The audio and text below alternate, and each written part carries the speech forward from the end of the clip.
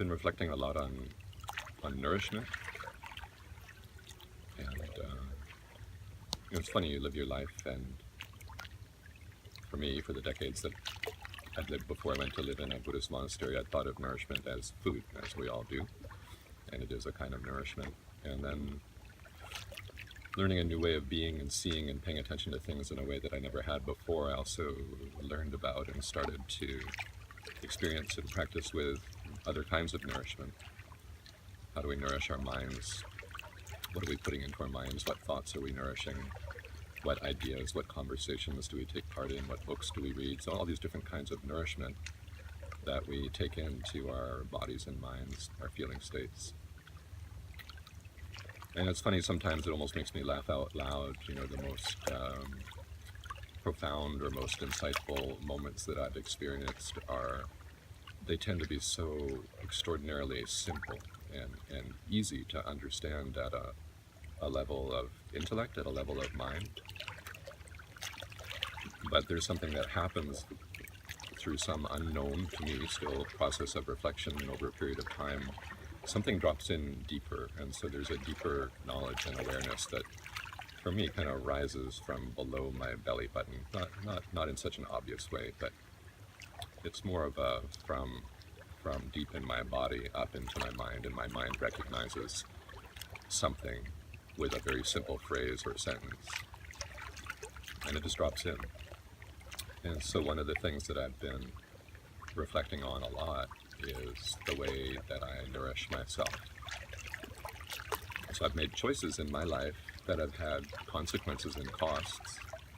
I live in a very small town in a fairly remote place on the coast of British Columbia in Canada. And I'm sitting here at one of my favorite places, a place called Dinner Rock, a little north of the town where I live, 15 or 20 minutes north, very close. And I spend a lot of time here, and I spend a lot of time in my garden. I've grown a lot of beautiful food this summer, organic vegetables, hundreds and hundreds and hundreds of tomatoes, I assure you. And yeah, in some ways that's just what we do. We spend time in beautiful places, we grow food, we spend time in the garden. But I'd say what's changed for me is a deeper appreciation and a deeper engagement with these moments, and a more deliberate seeking them out, a more determined approach to my life, and structuring my life in the strange way that I do to ensure that I'm nourishing myself in these ways. And so I don't live in a big city anymore, and I don't have the kind of jobs that I used to, and that's brought some real economic consequences. But my life is far better, and I'm far happier and healthier living in a place like this, marginal as it can be.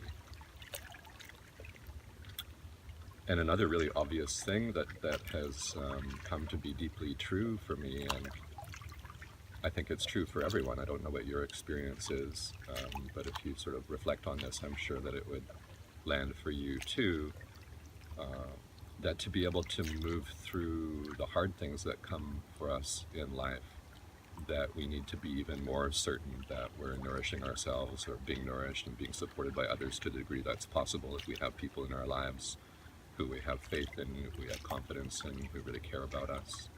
And sometimes we don't. And then it becomes even more important to spend time in places like this, or connect with whatever it is that nourishes you most deeply, that revitalizes you, that builds your energy, that supports who and how you are, and who and what you hope to become as you move more deeply into your being human, into your humanity. So for me right now, I have some really challenging things in my life in terms of people I love who are facing the end of their lives, and I know how badly I'm going to miss them when they're gone, and so I treasure the time I have with them. But I'm not steeped in sadness all the time. I'm finding ways to be here at Dinner Rock in a very real life way, with planes going by and boats sailing through. Awareness of the sound of the plane.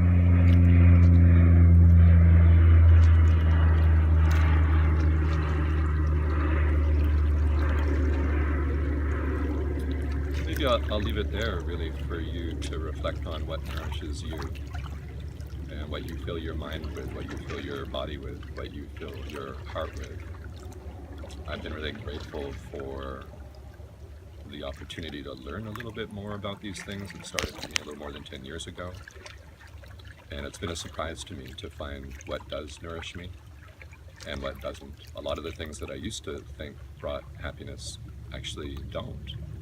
And a lot of the things that I never thought would bring happiness do. So it's part of the paying attention practice that I teach here in Powell River and that I try and practice myself every day. Not so much what I think should be or should happen or should bring happiness or sadness, but what does.